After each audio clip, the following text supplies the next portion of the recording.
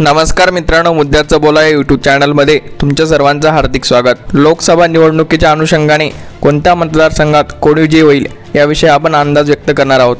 त्यासाठी हा व्हिडिओ शेवटपर्यंत नक्की बघा।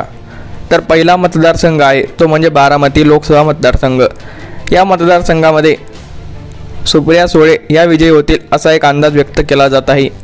तर त्यांचा तब्बल 2 लाखांच्या मताने त्या सुनेत्रा पवार यांना पराभूत करतील असा देखील अंदाज व्यक्त होत आहे। दुसरा मतदारसंघ आहे तो म्हणजे धाराशिव लोकसभा मतदारसंघ। 2019 साली निवडून आलेले खासदार ओमराजे निंबाळकर हे तब्बल 2.5 लाखाच्या मताने अर्चना पाटील यांचा पराभव करतील असा अंदाज आहे। तर अर्चना पाटील ह्या अत्यंत मोठ्या फरकाने पराभूत होतील असा देखील अंदाज व्यक्त होत आहे। तर तिकडे सोलापूर मतदारसंघामध्ये सुशीलकुमार शिंदे यांची कन्या प्रणितीताई शिंदे ह्या 20,000च्या मताने विजयी होतील असा अंदाज आहे। तर त्या ठिकाणी माळशिरसचे आमदार राम सातपुते हे पराभूत होतील। सांगली लोकसभा मतदारसंघात झालेल्या तिरंगी लढतीमध्ये विशाल पाटील हे 5,000च्या मताने संजय काका पाटील यांना पराभूत करतील। सातारा लोकसभा मतदारसंघामध्ये शरद पवार गटाचे उमेदवार शशिकांत शिंदे हे छत्रपती उदयनराजे भोसले यांचा 20,000च्या मताने पराभव करतील। याआधी देखील उदयनराजे भोसले राष्ट्रवादीमधून भाजपमध्ये प्रवेश केला असताना त्यांना राष्ट्रवादीने त्या ठिकाणी पराभूत केले होते। तर तिकडे नगर लोकसभा मतदारसंघामध्ये देखील तुतारी वाजण्याची शक्यता आहे।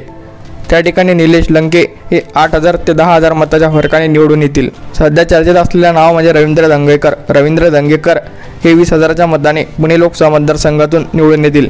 त्या ठिकाणी देखील तिरंगी लढत झाली होती, मात्र रवींद्र दंगेकर यांचा स्वभाव आणि त्यांचा जनसंपर्क पाहता ते त्या ठिकाणून निवडून येतील अशी शक्यता आहे।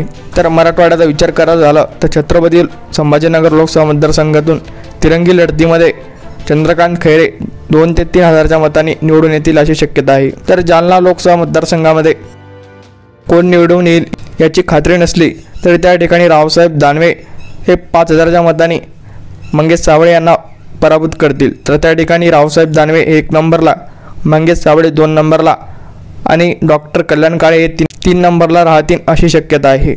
आम्ही सांगितलेल्या अंदाजापैकी तुम्हाला कोण विजयी होईल असं वाटतं हे कमेंट बॉक्समध्ये नक्की सांगा व चॅनल आवडला असेल तर चॅनलला सबस्क्राईब नक्की करा। मनपूर्वक धन्यवाद।